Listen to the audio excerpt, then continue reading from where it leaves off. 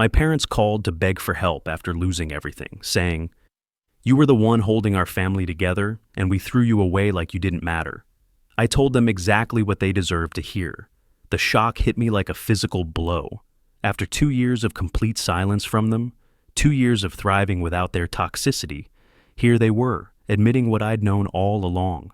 I sat there in my ASU apartment, textbooks spread across my desk, and felt this strange mix of vindication and rage wash over me. My hands were actually shaking as I held the phone. Dad's voice was broken in a way I'd never heard before. The confident construction company owner, who used to dismiss my needs without a second thought, now sounded desperate, defeated. He was calling from my uncle's phone because I'd blocked their numbers over a year ago when their guilt-trip voicemails became daily harassment. I took a deep breath and let the silence stretch. For once in my life, I held all the power in a conversation with my family. They needed me. They were the ones begging. The irony was almost too perfect to believe, but I wasn't about to let emotion cloud my judgment. This was a strategic moment, and I'd learned to think strategically about everything since leaving home. "Keep talking," I said finally, my voice steady. "I want to hear all of it." The story that poured out was even more catastrophic than I'd imagined. My sister Brittany had destroyed their lives so completely that they'd lost everything. The house, Dad's construction business, their marriage, their social standing in the community. Mom was working retail at 52 years old. Dad was doing day labor for companies that used to be his competitors.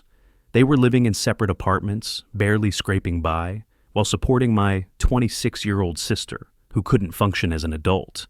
But what really got to me was hearing Dad admit the truth about our family dynamic. "You were holding everything together," he said, his voice cracking.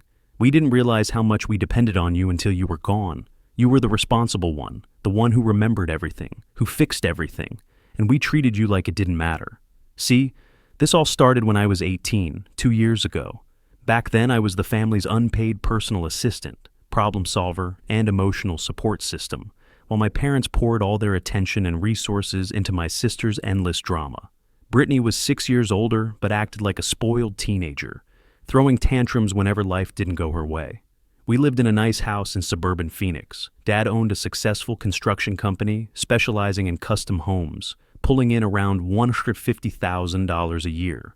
Mom worked high-end real estate, making another $70,000. Upper middle-class lifestyle, gated community, pool, 2-car garage. Should have been enough for both kids to have good lives, but everything went to Brittany. She got a brand new BMW at 16 while I drove Dad's rusty work truck with 200,000 miles. She got a $3,200 monthly allowance through 6 years of on and off college while I worked 25 hours a week at a gym, just to pay for gas and school supplies.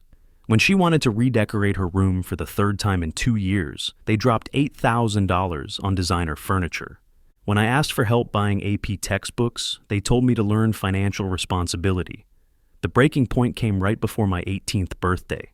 I'd planned a celebration for weeks, invited everyone who mattered to me, ordered a custom cake, sent out proper invitations. This was supposed to be my moment to finally be the center of positive attention in our family. Then Brittany's spring break trip to Cancun got canceled 3 days before my party. She had a complete meltdown, crying and screaming about how traumatic this was for her. My parents went into full crisis mode, ordering her favorite Thai food, running bubble baths, even calling her therapist for an emergency session. The morning before my party, Brittany came downstairs and announced she was too emotionally fragile to handle having people over. The noise would trigger her anxiety about the vacation situation and set back her emotional recovery. Mom immediately agreed, saying Brittany was dealing with disappointment and rejection. "We'll reschedule for next weekend," Dad said firmly. "Family comes first, and right now, your sister needs our support more than you need a party." My 18th birthday party, weeks in the planning, was canceled, so my 24-year-old sister could process her vacation drama in peace. I spent Saturday making humiliating phone calls to everyone, lying and saying I was suddenly sick because I couldn't admit my family had canceled my milestone birthday for something so trivial. That night, sitting alone in my room on what should have been the eve of my big celebration, I made the decision that changed everything. I was done being their emotional support animal and unpaid maintenance staff. The next morning, my actual 18th birthday, There was zero acknowledgement from my family. No happy birthday, no gifts, no recognition. Mom was making Brittany her favorite protein smoothie while Dad had already left for a construction site because Sunday was just another work day when it came to my birthday. Around noon, Brittany actually complained that I was bringing down the mood by being quiet. "It's not my fault your party got canceled," she said while scrolling through her phone. "You don't have to take your bad mood out on everyone else. Some of us are dealing with real problems." That's when I realized I had options. I was 18 now, legally an adult. I had money saved from working at the gym. I had friends whose families actually valued me. Most importantly, I had a 4.2 GPA and a partial scholarship to Arizona State. I made strategic phone calls from my room that day. My wrestling coach's family immediately offered me a place to stay. My gym boss offered me 30 hours a week at better pay. My school counselor was shocked by what happened and offered to help with finishing senior year while living independently. By evening, I had a comprehensive plan for independence. I spent the next week acting completely normal while quietly moving my belongings out of the house. Important documents, electronics, clothes, wrestling trophies, anything that mattered. I also stopped doing all the household management tasks I'd been handling for years. No more bill reminders, no more organizing Mom's client paperwork, no more grocery shopping or meal planning. The following Saturday, exactly 1 week after my canceled birthday, I packed the rest of my stuff and left a note with my house key. Since my needs, feelings, and milestones don't seem to matter in this family, I've decided to go somewhere they do. Don't contact me unless you're ready to genuinely apologize and make real changes. Living with my coach's family was like entering a parallel universe where children were actually valued and supported. They celebrated my presence, asked about my day, treated me like a valued family member instead of unpaid help. For the first time in my life, I felt like I was living with people who genuinely wanted me there. Meanwhile, my original family fell apart without me holding everything together. Within 3 weeks, they'd missed their mortgage payment, got late fees on multiple credit cards, and Mom lost a major client because she forgot a crucial deadline I normally would have tracked. But the real chaos was Brittany. With me gone, my parents had to deal with her problems directly instead of using me as a buffer and problem solver. And she had problems that had been accumulating like a ticking time bomb. First, she failed 2 classes that semester without me there to tutor her and basically do half her coursework. Dad hired an expensive private tutor at $75 an hour, but Brittany kept skipping sessions because she didn't vibe with the teaching style. Then she got arrested for shoplifting at an upscale Scottsdale boutique. She'd been stealing makeup and clothes for months, got caught trying to steal a $300 purse. Dad had to hire an attorney and pay thousands in legal fees and restitution. The most devastating discovery was that she'd been systematically stealing from my parents for years. With me gone, there was no one to cover for missing money or make excuses. They discovered she'd been taking cash from Mom's purse, using Dad's credit cards for unauthorized purchases, even forging signatures on checks. The total was over $35,000 in unauthorized spending over 2 years. Instead of holding her accountable, they doubled down on enabling her. Dad took out a second mortgage to pay for her legal fees and accumulated debt. Mom started working 7 days a week to cover expenses. They called me constantly, leaving increasingly desperate voicemails begging me to come home and help. But notice what was missing from every message. No apology for canceling my birthday. No acknowledgement they'd treated me unfairly. Just guilt trips about how my absence was making their lives harder. I stayed strong and didn't respond. I was thriving, maintaining my 4.2 GPA, working 30 hours a week, training with the wrestling team, building genuine friendships with people who valued me. By the time I graduated high school with honors and started at Arizona State on scholarship, their situation had become catastrophic. Brittany dropped out of college after getting expelled for academic dishonesty. She'd been caught having other students write papers, paying people to take tests, even trying to bribe a professor to change her grade. Dad was so desperate to save her future that he paid $15,000 to some sketchy online program promising a business degree in 6 months. Obviously a complete scam that left them with worthless certificates and more debt. Mom's real estate career tanked because she was too stressed to focus on clients. She lost several major deals due to missed appointments and basic mistakes that never would have happened when I was there helping her stay organized. Dad's construction company struggled too. Without me helping with paperwork and organization, he made costly mistakes on project bids and material calculations.